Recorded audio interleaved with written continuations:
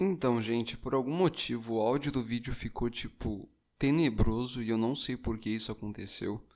Então, toda vez que eu estiver aparecendo na câmera, o meu áudio vai estar absolutamente terrível e não sei por quê. Foi mal, peço desculpas, isso não estava nos meus planos, mas é isso aí, gente. Vamos pro vídeo. So, my teacher asked me to learn how to use FLStudio for schoolwork. Let's see how that went.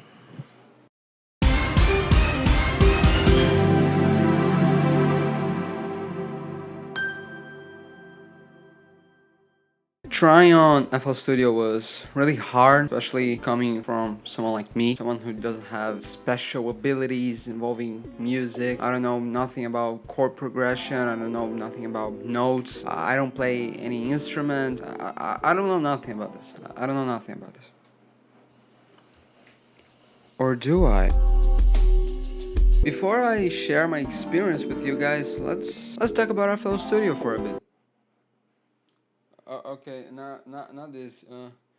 Well, let's not get into this right now. This is a little bit too. This is too much. This is a little bit too.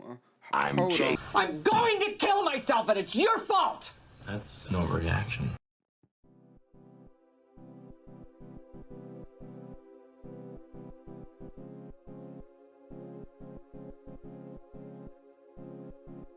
FLStudio is a DAW, digital audio workstation, a software made specifically for editing, chopping, adding, and managing audio files. There are various options for DAWs you can use than FLStudio, many that are not necessarily made for producing music. Pro Tools, GarageBand, Audacity. I'm like using it to like record the audio.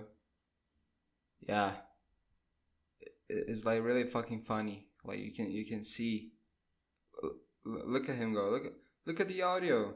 Look at him go. And many others. FLStudio is mostly popular for its simple drum pattern management and massive sound library. And it has been openly received by rappers or hip-hop producers that found an easy way to make good and complex beats. But unfortunately, that is not my case. Okay, now we can talk about this. Or a little, at least just this. I'm not gonna talk about all of this because it's a bit too much. Let's talk about these parts. Let's talk about these parts. Okay, these are important stuff. These are the things. The playlist is essentially used for positioning all your patterns, changing the volume of audio files, and preparing your music to be rendered. You can customize it and organize everything in different tracks. The channel rack is where the magic begins. It's where you create loops and place your plugins, we'll talk more about them later, or samples. So you can create different drum loops or separate chords that you want to be played. The channel rack separates everything by patterns. For example, if I create a drum loop in pattern 1 and change to pattern 2, the loop I created will be gone and a new pattern is created. Each plugin and sample has its own little channel that can be linked to specific tracks in the mixer window by inserting a number of your choice. The number is the track number that the channel will be using in the mixer window. The mixer is rather a simple but also complicated tool used now to control and manage the sound of each channel. Here you can lower the master volume, increase or decrease the volume of specific channels, and apply effects to any track. You can also do a lot of other stuff, but I haven't been able to learn it myself, so yeah. I am dead inside. The browser is just a file library inside FLStudio. It contains all types of presets, original library loops, and sounds. Also, check the online store with more loops and plugins that are published by Fruity Loops and other users. Now, let's start to talk about the fun stuff, about what brings your music to life. Plugins are essentially add-ons, things that you can add to main software to expand its capabilities and tools. Plugins are key if you want to make unique sounds and sometimes even any sound at all. There are various types of plugins: FL, VST, AU, and standalone.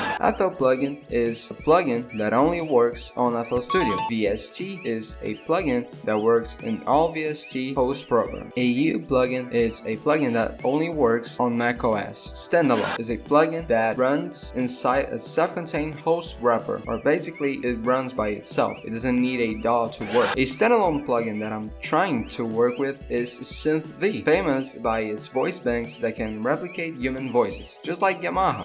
And I want you to make me a Krabby Patty!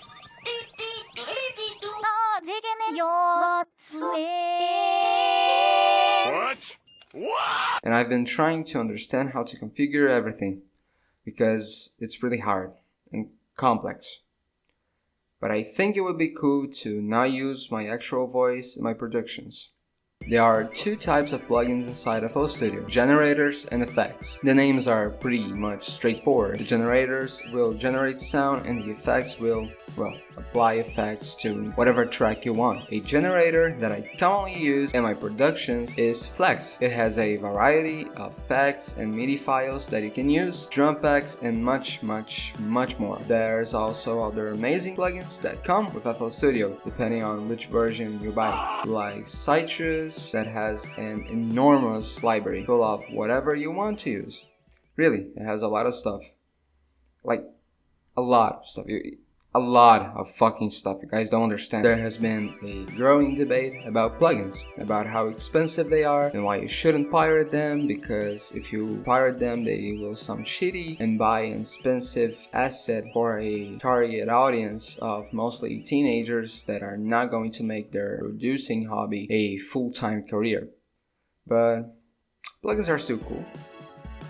Now that you know how FLStudio works, let's talk about my experience with it. It was ass. It was genuinely pure fucking ass. I hated it, at the start at least, but I first started searching for like how to do this and how to do that, and I tried like copying other creators type of music, like chords, producing, mixing, stuff like that. It took me a while to like actually understand what I wanted to work with and like actually putting my hands to work on that specific thing. At first I started like searching how to copy Tyler the Creator's work, his old work, because his new work, they're just too complicated. It's just too complex for me. I can't do this. And as you may expect, I failed miserably at that job too. Yeah, I'm pretty shitty at this. I still don't know how to use most of the platform. I'm still trying to learn some stuff. You know, I'm still ass at it. But like, while I try to copy his work, I got a little bit into bossa nova, which is like really fun to play in the piano, and the keyboard is really cool. It's really fun, easy, stupid, and kind of hard at the same time. It depends on what you're trying to do. I'm still trying to get the hang of it. I'm not good at it. Again, I'm shitty at this whole thing. I'm really bad at it. And then I kind of lean into some video game music, because honestly I think that I personally have a good taste for music, especially video game music, because oh my god, there are so much fucking bangers out there that you guys probably don't know that exists. Like, have you guys heard Persona's song? Like, the whole video game soundtrack, it's really fucking good. You guys are missing it. It's actually really fucking good.